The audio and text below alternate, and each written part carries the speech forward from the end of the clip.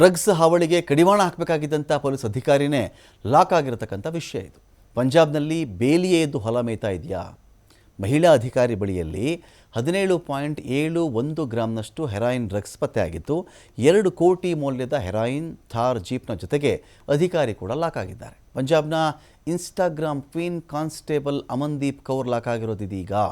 ಥಾರ್ ಜೀಪ್ನಲ್ಲಿ ಪೋಸ್ ಕೊಟ್ಟು ವಿಡಿಯೋ ಮಾಡ್ತಾ ಇದ್ದವಳು ಇದೀಗ ಅಂಧರಾಗಿರೋದು. ಸುಳಿವು ಸಿಕ್ಕು ಪೊಲೀಸ್ ಅಧಿಕಾರಿ ಜೀಪನ್ನು ಪರಿಶೀಲನೆ ಮಾಡಿದಾಗ ಡ್ರಗ್ಸ್ ಸಿಕ್ಕಿಬಿಡುತ್ತಲ್ಲಿ. ಭಟಿಂಡಾದಲ್ಲಿ ಸಿಕ್ಕಿಬಿದ್ದಿರ್ತಕ್ಕಂಥ ಮಹಿಳಾ ಕಾನ್ಸ್ಟೇಬಲ್ ಅಮನ್ದೀಪ್ ಕೌರ್ ಡ್ರಗ್ಸ್ ಕಳ್ಳಸಾಗಣೆ ಹಿನ್ನೆಲೆಯಲ್ಲಿ ಇದೀಗ ಅವ್ರನ್ನ ವಜಾ ಕೂಡ ಮಾಡಲಾಗಿದೆ. ਇਹ ਲੇਡੀ ਕਾਂਸਟੇਬਲ ਦਾ ਜਿਹੜਾ ਨੰਬਰ ਸੀਗਾ 621 ਮਾਨਸਾ ਦਾ ਨੰਬਰ ਆ, ਜੋ ਕਿ ਬਠਿੰਡਾ ਦੇ ਵਿੱਚ ਡਿਊਟੀ ਕਰ ਰਹੀ ਸੀਗੀ।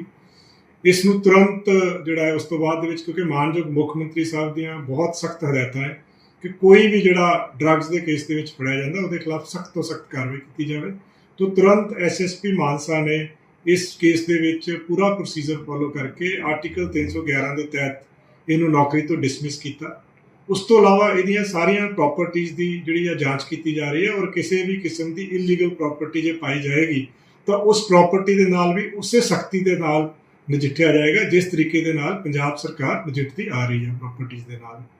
ਉਹਦੇ ਤੋਂ ਇਲਾਵਾ ਇਹਦੀ ਜਿਹੜੀ ਤਫਤੀਸ਼ ਹੈ ਇਸ ਕੇਸ ਦੀ ਪੂਰੀ ਡੂੰਘਾਈ ਦੇ ਨਾਲ ਐਸਐਸਪੀ ਬਠਿੰਡਾ ਨੂੰ ਬਹੁਤ ਸਖਤ ਹਦਾਇਤਾਂ ਕੀਤੀਆਂ ਗਈਆਂ ਕਿ ਇਹਦੀ ਪੂਰੀ ਡੂੰਘਾਈ ਨਾਲ ਤਫਤੀਸ਼ ਕੀਤੀ ਜਾਵੇ। ਇਹਦੇ